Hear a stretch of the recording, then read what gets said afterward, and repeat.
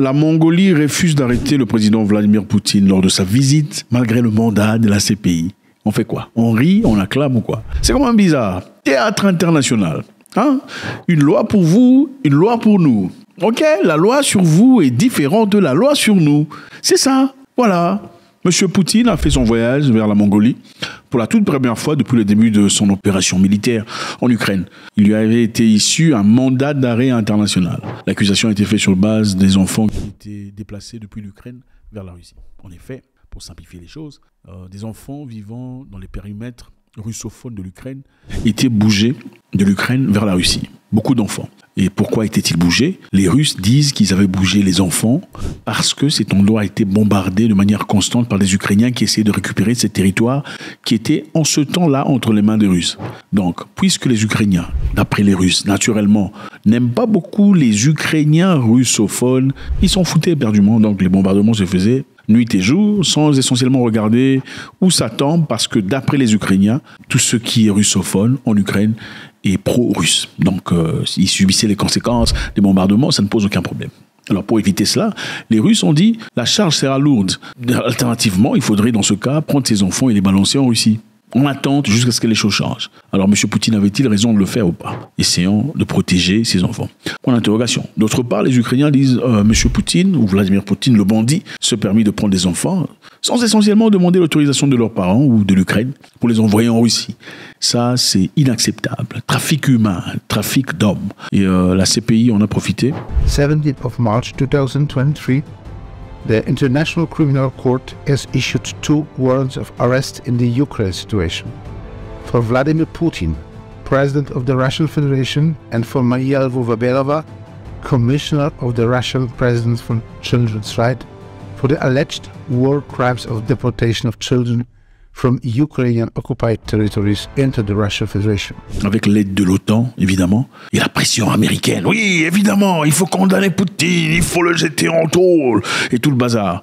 La CPI a dit qu'il y avait un mandat d'arrêt international sur Vladimir Poutine. Et à l'époque, pour ceux qui s'en souviennent, il y avait conférence en Afrique du Sud. Leur groupe BRICS. BRICS s'est réuni ici en Afrique du Sud, et beaucoup de personnes s'attendaient, puisque l'Afrique du Sud est signataire de la CPI. C'est-à-dire, beaucoup de pays viennent signer à la CPI disant « nous sommes signataires ». Donc si il y a quoi que ce soit, il y a une personne qui est recherchée par la CPI, nous sommes sous l'obligation de l'emmener, le présenter à la CPI ou l'arrêter, carrément. Comment ça a été créé? Ceci a été créé à la fin de la Deuxième Guerre mondiale. L'objectif était, après tout ce qui s'était passé contre eux, vous connaissez les gens là dont on ne parle pas, hein? Quand vous parlez de votre vidéo, il ralentit. Ce qui s'était passé sur eux en Allemagne était inacceptable. Il fallait donc arrêter ça, vaille que vaille. Maintenant, pour éviter ces crimes de guerre, ces crimes contre l'humanité qui se passaient souvent pendant les guerres, au cas où une personne était condamnée par la CPI ou par des pays internationaux, il faudrait que le pays dans lequel il vit, où il se trouve, l'arrête et le renvoie immédiatement pour aller être jugé. Maintenant, le problème avec cette histoire, c'est quoi? Le problème de la CPI est que la plupart des gens, enfin, beaucoup de gens ont été arrêtés, ont été jugés et condamnés. Mais bizarrement, si vous remarquez, la nature de ces gens sont généralement noirs de peau. Ah oui, il y a Laurent Gbagbo qui a été à la CPI. Il y a Jean-Pierre Bemba qui a été à la CPI, il n'est pas blanc. Il y a Bosco Tangana qui a été à la CPI, il n'est pas blanc. Il y a plusieurs personnes qui y ont été, mais généralement, ils ne sont pas européens, en tout cas pas européens de la première classe, ok? Européens de l'Europe de...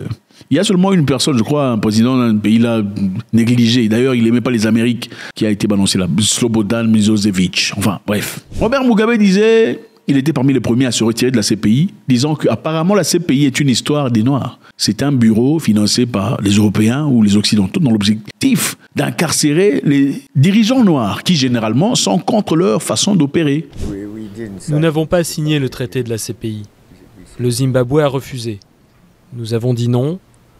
Nous n'allons pas nous soumettre à une justice en dehors de notre pays. Pourquoi faire? Donc les dirigeants noirs qui ne veulent pas se courber à leurs demandes, généralement sont caricaturés, appelés terroristes, dictateurs, finisseurs, et ce sont ces personnes qui généralement vont à la CPI. C'est pas pour dire que ceux qui vont à la CPI sont tous innocents, pas du tout. C'est pour simplement dire qu'on n'a jamais vu des Européens ou des Occidentaux. Regardez Tony Blair, avec son ami, comment il s'appelle, Clinton, le père. Enfin bref, Bush, excusez-moi. Tony Blair et Bush, ils sont partis en Irak, commis des atrocités, des choses incroyables, inexplicables. C'était sous quel ordre? Sous prétexte qu'il y avait des boissons à long terme. Non, pas des boissons, c'était quoi? Des armes, des armes à destruction massive en Irak. Mais parti là-bas, on n'en a jamais. Jusqu'aujourd'hui, on attend les armes de destruction massive. À penser que dans la salle, dans l'Union des Nations, les Nations Unies, il a osé dire, quand on lui a posé la question, est-ce que vous avez des évidences correctes, palpables, que vous pouvez nous montrer, divulguer ici pour que l'on voie? Il dit, soit vous êtes avec nous, ou vous êtes avec les terroristes. Des évidences, il n'a pas donné des preuves. Il a dit, vous êtes soit avec nous, ou soit avec les terroristes. Nous, les Américains, on va aller faire la guerre. Ces gens-là sont partis, ils ont détruit des vies, ils ont détruit la culture, ils ont détruit des éléments historiques de l'histoire cachée sur beaucoup de choses. Certaines personnes pensent sur les Anunnaki, sur l'histoire cachée de la spiritualité, enfin beaucoup de choses. On a aussi dit qu'ils sont partis pour voler de l'or. Il y a des militaires américains avec de l'or en Irak. Certains pensent qu'ils sont partis faire de l'opium dans l'autre pays. Donc il y a beaucoup de choses qui se sont faites. Monsieur Bush qui gentiment dit, jusque-là, on cherche toujours, écoutez, on s'est trompé, on cherche toujours les armes à destruction massive. Qui a payé les conséquences de tout ça? Personne. Pourquoi n'est-il pas à la CPI? Pourquoi n'a-t-il jamais été jugé, lui et Tony Blair? Puisqu'ils ont reconnu officiellement qu'il n'y avait pas d'armes à destruction massive. Et toutes les vies qui ont été perdues. C'était la raison pour laquelle Mugabe, c'était la CPI, le cours d'appel, le cours de machin international. C'est seulement pour les gens. Il y a une loi pour cela, une loi pour cela. Et ce sont les choses que Mohamed Kadhafi n'aimait pas. Et l'une des raisons pour lesquelles on n'a pas aimé son existence. Maintenant, c'est pas la première fois en Afrique du Sud, il y a quelques années, avec le président Zuma, il y avait le président Al-Bashir du Soudan qui était recherché par la CPI. Okay? Arrivé en Afrique du Sud, puisque l'Afrique du Sud est signataire, on a demandé à la nation sud-africaine d'arrêter M. Al-Bashir et le transférer à La Hague. Mais M. Zuma, qui n'est pas très bien aimé par les Occidentaux, a refusé de le faire, catégoriquement. C'est après cela qu'on a commencé à avoir des procès contre lui, on a créé des histoires selon lesquelles il était corrompu, on est parti chercher des histoires à enterrer. Parce qu'évidemment, M. Zuma était contre l'idéologie mondialiste. Donc, la CPI a-t-il déjà été bafouée à quelques reprises? Oui, bien sûr. Personne ne respecte la CPI, en réalité. L'Afrique du Sud est partie porter plainte contre ceux que vous connaissez, ceux qu'on ne cite pas. Qu'est-ce qui s'est passé? Curieusement, tout le monde s'est levé. Vous ne pouvez pas condamner ces gens-là, c'est inacceptable. Vous ne pouvez pas oser aller à la CPI contre eux. Nous allons vous boycotter, c'est incroyable. Ce sont les Américains républicains qui disaient cela. Donc la CPI est bonne pour les Gbagbo, pour les Bemba, pour les Al-Bashir et les autres, mais ce n'est pas bon pour monsieur l'Américain, comment il s'appelle, Bush, Blair et le monsieur là dans le pays dont on ne cite pas. C'est incroyable. Et vous connaissez ce qui s'est passé jusque-là, que de poissons, il n'y a pas de repense. Maintenant, évidemment, quand la CPI a déjà été bafouée, son autorité, son authenticité a été bafouée à plusieurs reprises, qui pourra la respecter? Personne. La Mongolie a accepté de recevoir M. Poutine, qui a fait son premier voyage depuis la déclaration de son opération en Ukraine. Et tout le monde disait, on a demandé à la Mongolie d'arrêter M. Poutine. Et la Mongolie refuse d'arrêter M. Vladimir Poutine, avec tout le courage possible. Disant cela, on devient un ennemi des États-Unis, ça c'est clair. Ils ne le diront pas ouvertement, mais vous savez comment ça fonctionne. Les membres de la Cour pénale internationale sont tenus par traité d'arrêter les suspects si un mandat d'arrêt a été émis. Mais la Cour ne dispose d'aucun mécanisme d'exécution. Le président russe Vladimir Poutine était en visite en Mongolie mardi sans aucun signe indiquant que le pays hôte céderait aux appels visant à l'arrêter en vertu d'un mandat d'arrêt international pour des crimes de guerre présumés découlant de l'invasion russe en grande échelle dans l'Ukraine. Évidemment, avant la visite de M. Poutine en Mongolie, l'Ukraine a appelé la Mongolie à remettre Poutine au tribunal de La Haye. Donc l'Ukraine a demandé aux Mongoliens, il faut remettre Poutine là-bas. Il faut l'arrêter. Comme il est court, il faut le balancer à gauche. Tout ça.